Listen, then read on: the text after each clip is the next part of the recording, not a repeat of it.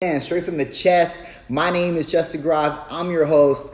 Thank you for tuning in. Thank you for viewing. Thank you for listening. Thank you for all that. I hope you guys are having a good weekend, man. I am relaxing as always, as I love it to be. Man, I'm thankful to be doing this. I'm thankful to be doing this even though it's routine, right? It's routine right now. It's routine that you're getting up in the morning, you're going to work. It's routine, but you do it because there's a strong why revolving why you do what you're doing, right? There's a why to this. Even though I can't really pronounce the why, there is. I know it. I'm following it steadfastly because I know that there's something at the other end of this road that I just can't clearly see right now, but I know there's something there and there's a reasoning why I have an urgency to do this. So thank you again for joining me.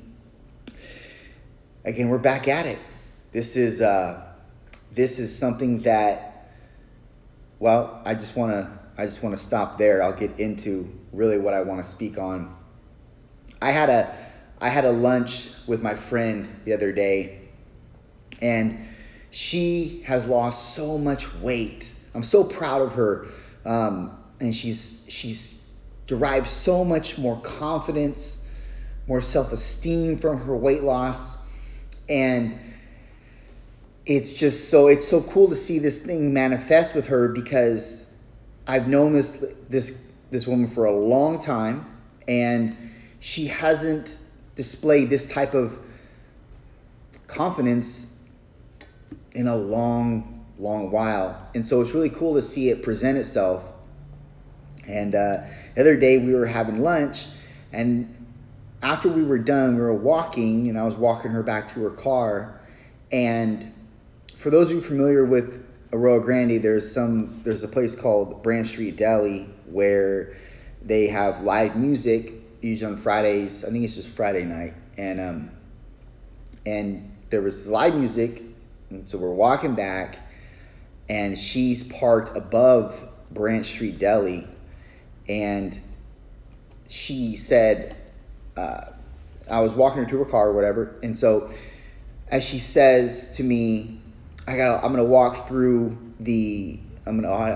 up the stairs to get to my car. And upstairs through the back patio lies everybody that's listening to music. And I know better that there's a little shortcut, well, not a shortcut, but there's an alleyway that goes on the side of the building, and you can also get to the upstairs parking through the alleyway. But she wanted to take the route of where people were. And she said it to me in a way that I got to go up here, I got to get to my car. And she said it really quickly, and I kept walking, and I went through the alleyway to show her there's an alleyway, but I know she knew there was an alleyway. And as we both intersected in the same spot, me going from the alleyway, her coming through the crowd of people by the patio, she gave me a little smirk, little grin, like she knew there was an alleyway, but she wanted to take this avenue instead. Why do you think she wanted to take that avenue? She wanted to take the avenue because it's clear she's much more confident. She wants to show people who she is. She wants to showcase her new look, her new confidence. She now feels that she can be in society and have eyes on her and feel confident with those eyes on her. So she naturally wants to show it off, but not in a braggadocious way, just because she's more confident. She has more self-confidence. Her esteem is higher. And I know this about her, and that's why I just kind of smirked back when we intersected. And because I also know that she knows there's an alleyway, and she could have taken the alleyway. And it reminded me of the things that I used to do with my friends back when I was 18, 19, 20, there was this place called The Grad where they had, I think it was Wednesday nights. It was like college hump night. And we would go to The Grad, and it was kind of like just a little, like a dance party, whatever. And it was a place where we just kind of hung out, socialized, and listened to music, dance, and whatnot. And my friends and I would walk through, not only one, we would get there late, we would walk through the center of the dance floor, the center, well, everybody's dancing, we'd walk through the center, and we did this because what? We wanted people to see us. We wanted people to take notice that we were there. We wanted the girls to see us, and we wanted the men to be kind of intimidated by us. We wanted to make an entrance, which is the reason why we came late, when everybody had already been gathered there for quite some time. We came late and we walked through the center because we wanted to be noticed, because we were confident. We were confident. We walked with that pose, but we also, because we were young and we don't know how to carry confidence, it came across as arrogance. And that is obviously not where you want to be. You don't want to be immaturely carrying your confidence as to the point where it looks like arrogance. But what I'm getting at is this. We did so in a means to become important, to place an importance on us, to everybody that we were presenting ourselves to through that crowd. We thought we were something. We wanted to feel we wanted to feel people's eyes on us. We wanted people to notice us. We wanted to do so because we thought we were important. But we weren't. We were nothing. We were just kids that held a confidence. We were just young teenagers that thought we knew it all, that thought everybody wanted us, that thought we had the right to walk through a crowd and think that everybody was going to keep their eyes on us because we were something like, come look and see how good I look, like that Ron Burgundy line in that movie. Come and see how good I look. It's basically what we were saying to the women, and we were also saying to the men, don't mess with us because we'll take your girl.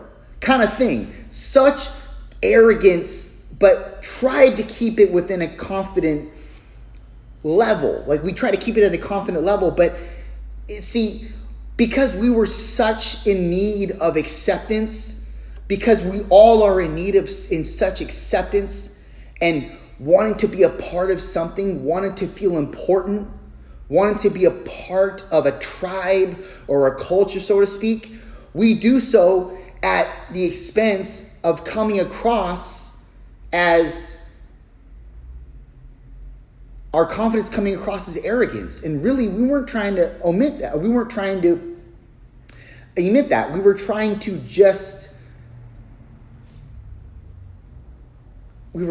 search for the importance that we yearned for, the acceptance that we yearned for as kids, as young adults.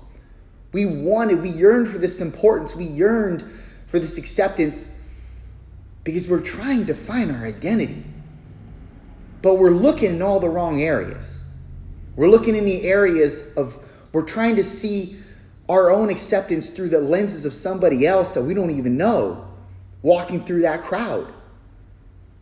And even though my friend's not doing this, she's not trying to feel accepted by others, she now feels important, or more important in society's eyes, because of the weight that she's lost, the psychological and physical confidence that is now bestowing upon her.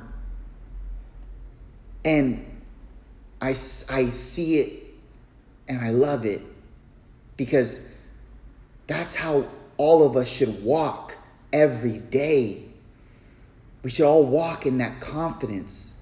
We should all walk with our head high And I'm telling you, when we were young and we didn't know how to display that confidence and it came across as arrogance, that's only because we had a lackluster understanding of how to present the confidence. We were just immature and we didn't know how to present it. But really, the crux, the core of who we are, we just want to be a part of something. We just want to be a part of a tribe. We want to feel important. We want to be noticed. Each and every one of you wants to be noticed, and we want to be noticed for our capabilities and feel important because of the things that we bring to the table. We shouldn't feel bad about that. But it's just something funny to look back at, because when you're young, you don't know how to display that. And it comes across as though you think you're something and you think you're important, because all the while you just want to be important. It's like a never-ending fight. You want to feel so important, so you try to feel important, but you try to think like you're important. You try to think like everybody's watching. That's why you drive the car that you drive, or that's why you wear the clothes that you wear.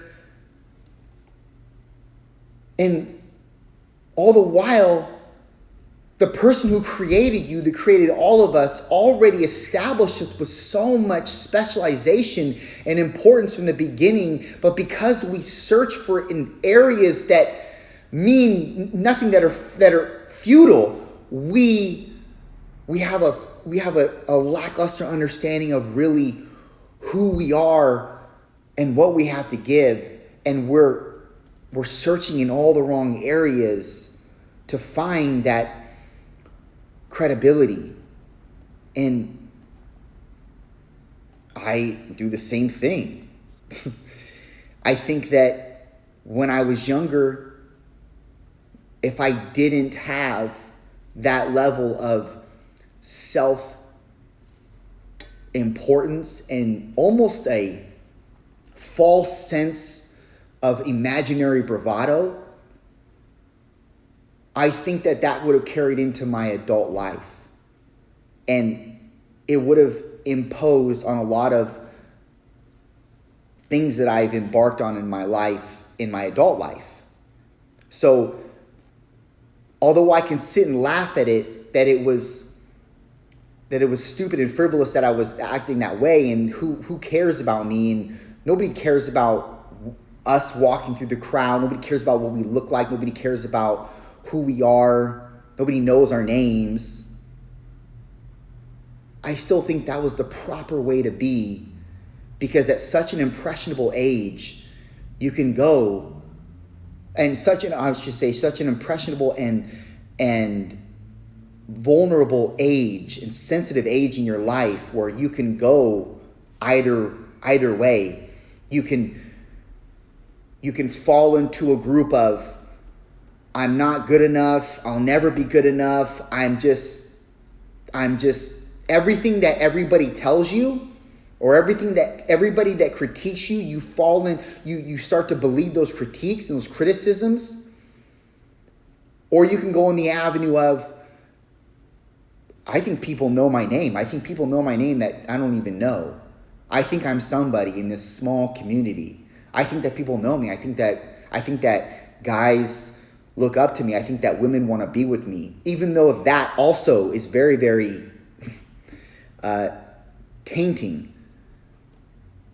I think the latter is how to be, because if you're not that way from an early age, you can fall into a cluster of self-doubt and almost presenting yourself to be an invalid, and not recognizing really the attributes that are you, that make you unique, that God instilled in you. And so if I was to choose which one, I would rather choose the other one, being that you have a false sense of bravado. Because I think that false sense of bravado is going to manifest itself something more individually profitable in the future, because you can turn that into you can become more of you can mold that into more of a wise position. The older and the more knowledge you attain and the more experiences you have, you already walk with your head high. It's okay to think that people know you when they don't really know you. It's okay to think people are watching you when they're really not watching you. It's okay to think that you're important, because in God's eyes, you are so important. In God's eyes, He made you to be something more than you thought you were going to be. He made you to be something that's great. He instilled His own likeness and His imagery in you. Do you think that came at a cost of you being an invalid? That came at a cost of you being a king. That came at a cost of you being a warrior and being an influencer to others. That's something that you should carry. And sometimes you have to be a little bit self-inflated to see that is what your Creator made you to be. He didn't make you to be self-inflated, but He did create you to be something great. And so if you walk with your head down from an early age, you can 9 times out of 10 stay in that position in your adult life. But if you have a position of, I'm important, people like me, people want to be around me, even if it's coming across in a braggadocious way, I think that braggadociousness can calm down the wiser and the older that you get by way of being humbled in your experiences or your conversations with people, and just realigning you back with where you should be in the center, kind of in the center. You're not too far braggadocious or have a false sense of bravado, but you're definitely not feelings of a degenerate or invalid, or have self-doubt or pity or victim mentality. And really, when I think back to it, we really had an expectant mindset, right? We had an expectant mindset even at that early age, that we would walk through that crowd and that people would automatically like what they see. That girls would automatically stare even in the presence of their boyfriends. That we had that expectancy because we had a confidence to us. And we should always have that expectancy and as a mindset. Always. Why do you think powerful people, and by the way, when I say powerful, I mean people that have massive proper influence on this world, do you think that they had a mindset of negative or doubt or worry? I mean, possibly at one point in time, like we all do, because we're humans and we deal with that it seems like on a reoccurring basis, but naturally the thing that overpowers that is the attitude of expectancy, that they were made and bred for something more, and that they're expecting of that to manifest itself, not by way of their hand, but by way of God's hand. And being humble to that and being surrendering to that is going to put you in a position, the position where we should all reside. My friend, that's the reason why I smile upon her, because she's now in a position where she feels what she should have felt all along. She should have felt that way all along. In a state of expectancy. In a state of expectancy, expecting that people will like you. Expecting that people want to do favor onto you. Promote favor onto you. Because you live in a state of, I'm good enough. But not just I'm good enough. I'm built great. And I have great things to offer the world. But how can you do so when your mouth is shut and your head is down and your upper back is curved? How can you do that? People aren't going to look at you like you have anything to offer when you have so much to offer. That's why I don't take back the times that I thought I was important. Because I know that if it's in the purpose of God for me and his will, I'm going to be called to the important level that he has created me to be at. By his hand, not by mine. Do you see how the immature way of thought and the way I processed it back then can circumvent itself into the mature state of, how do I call it? The mature state of being that I'm supposed to reside in. I'm supposed to be expectant on great things. I'm supposed to relish in the great characteristics that God has promoted me with. Because there's a reason behind it. There's a reason why he gave you gifts. There's a reason why he gave you the certain instructional navigation with certain things in your life. He gave you those things so you could benefit others, so you could be a mastery in your section, and you could extend that mastery to others to help them to be better. And it starts with you feeling like you're important, like you feeling like you're a part of something, that you have a tribe that you belong to. I know I belong to a tribe. I know I'm important. I know God's doing something with me. I don't know what it is. I can't explain it. Just like in the beginning of the podcast, I don't know why I continue to do this, but I know there's a reason behind it, so I keep doing it. I keep being obedient. You may feel that way with yourself and with your career or with certain endeavors that you got going. You feel important doing those things, right? You feel like there's a glimmer of hope, that there's something at the other end. That's the way I feel. There's something behind this. There's something as to why I'm in fitness. There's something as to the reason why I work with so many people that I work with so many people and such the people that I do work with. There's a reason behind it. I can't explain it, but I know that I feel important doing it. And it's not coming from a self-imaginary bravado or braggadocious state.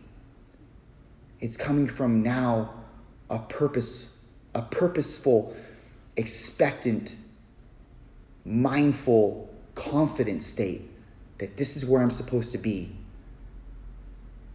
And so I continue to function. I continue to function until I'm called upon. Because again, it's not going to be by my hand that I'm going to make things happen, that I'm going to manifest my greatness. It's going to be by his hand. But in the process, I'm obedient and I'm surrendering to the things that I know are not benefiting to me. And I still feel important. I still feel useful. I still feel like I'm on track. And because of that, I'm expectant. I'm expectant over everything great, over the desires he's put in my heart. I'm expectant. I'm not giving up on that expectation because I know that he's promised me what I'm expectant upon. So I'm not going to doubt his word. I'm not going to doubt my desires. But I want his will to be done because I know his will is by far the best orchestration over my life.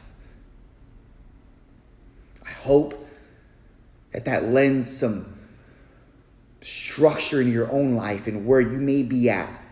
You have to understand that there's a reason you're here. There's an importance behind you. And because there's an importance behind you, it's not going to be by way of your hand manifesting that importance into becoming everything that it's supposed to become. It's going to be by his hand. But because of that, you can remain expectant on his hand of favor in your life.